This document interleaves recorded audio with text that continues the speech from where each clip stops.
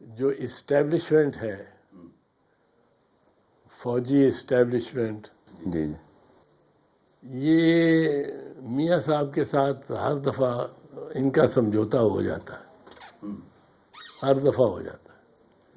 یہ ان کی پروڈکٹ ہے. اس طرح کی کوئی نظریاتی لوگ نہیں ہیں. یہ ہتھیارے والا واقعی معاملہ ہوا تھا، سازش والا، یعنی اسے لینڈ نہیں کرنے دے رہے تھے، یہ صحیح ہے بات؟ ہاں، یہ تو درست ہے. ان کا لحاظ کیا عدالت نے، جو 10 سال بعد ان کی طیارہ سازش کیس میں ان کو بری کر دیا. وہ تو کیس اٹھایا ہی نہیں تھا جا سکتا، جس طرح حدیبیہ کا ہوا. مجھے کم از کم 20-25 ٹیلی فون آ چکے ہیں آج تک.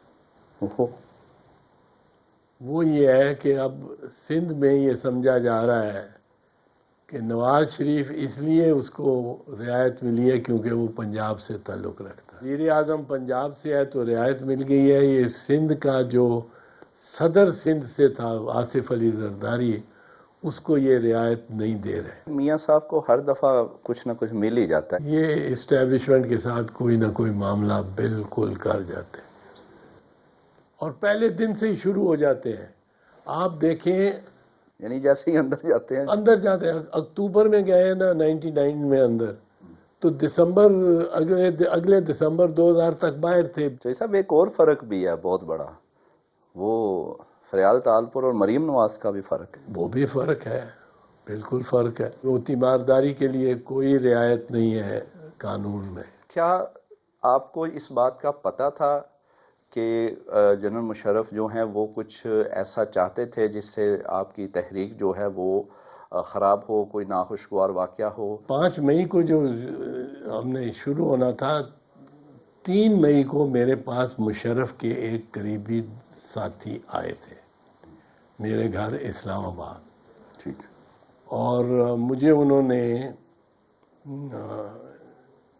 یہ بھی کہا کہ آپ کہاں، آپ ایم این اے ہیں تو کیا کر رہے ہیں، گاڑی چلاتے پھر رہے ہیں، ڈرائیونگ کر رہے ہیں، آپ کو ملک کا وزیر اعظم ہونا چاہیے. اچھا.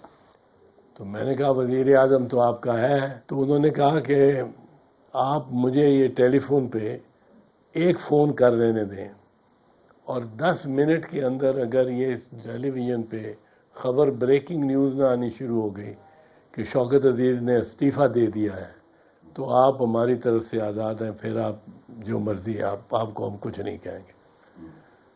میں نے کہا اس طرح آپ شوکت عزیز کو نکالتے ہیں تو کل آپ مجھے بھی نکال سکتے ہیں. میں ایسے معاملے میں پھنسنے والا نہیں ہوں. انہوں نے کہا، میں نے کہا کہ یہ اس کا طریقہ کیا کریں گے، آپ کے ذہن میں کیا طریقہ ہے؟ کہنے لگے کہ آپ کو 5 تاریخ سے پہلے AFIC میں داخل کرا دیں گے، اور بہت بڑا دل کا دورہ پڑا ہوگا آپ کو، اور رپورٹس بڑی زوردار نکلیں گی وہاں سے. تو میں نے کہا کہ آپ نے اگر یہ سوچ رکھا ہے تو اب اگر مجھے واقعی دل کا دورہ بھی ہو گیا، تب بھی میں گاڑی چلا نہ سکا تو اس گاڑی میں بیٹھا ہوگا. تو اس کا مطلب رپورٹس بن جاتی ہیں اور لے جاتے ہیں، ہارٹ اٹیک بھی ہو جاتا ہے. یہ تو مجھے آفر دی گئی بالکل مشرف کی طرف سے کہ آپ کا عذر گاڑی میں نہ بیٹھنے کا اور گاڑی کو نہ چلانے کا جو عذر ہوگا، اس کے لیے ہم تمام ثبوت اور شہادتیں مہیا کریں گے. اس کا مطلب یہ شہادتیں بن جاتی ہیں سر، ڈاکٹرز بھی مان جاتے ہیں، ہاسپٹلز بھی رپورٹیں دے دیتے ہیں. بن ہی جاتی ہوں گی، میں نے تو کبھی ٹرائی نہیں کیا. لیکن انہوں نے اتنے یقین سے یہ کہا آپ کو؟ ہاں، یقین سے کہا. چلتے وقت انہوں نے کہا، انہوں نے کوئی 2-2.5 گھنٹے میرے ساتھ لگائے مجھے پرسویڈ کرنے میں. طارق عزیز صاحب میں نام وہی ہے. اچھا.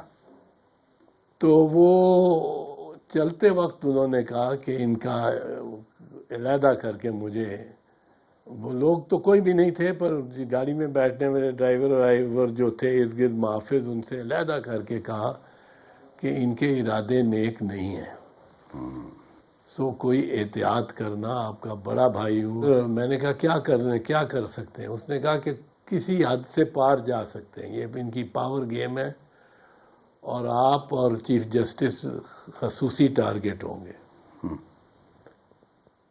پھر میں نے دوسرے دن صبح اٹھتے ہی چیف جسٹس افتخار محمد چودھری کو بتایا، اکیلے، صرف ہم دو کو یہ پتا تھا اس میں. لیکن ہم سارا رستہ، آپ دیکھیں کراؤڈ آ رہا، کراؤڈ ہی کراؤڈ میں سے گزر رہے تھے. ہماری نگاہیں دونوں کی ایسے شخص پہ لگی رہتی تھی کہ کوئی کسی کے ہاتھ میں گرینیڈ نہ ہو، کسی کے ہاتھ میں کوئی تھیلا نہ ہو، کوئی پھول لے کے قریب نہ آ رہا ہو. اور چودھری پرویز الہی نے ایک نشست میں مجھے بھی کہا کہ میں نے آپ کو بچایا. اس دن مجھے حکم تھا کہ پبی کی پہاڑیوں سے جب یہ گزر رہا ہو قافلہ تو ان دونوں کو ایلیمنیٹ کر دو. وزٹ کرو عوامی آواز میڈیا گروپ کی ویب سائٹ awamiawaz.pk.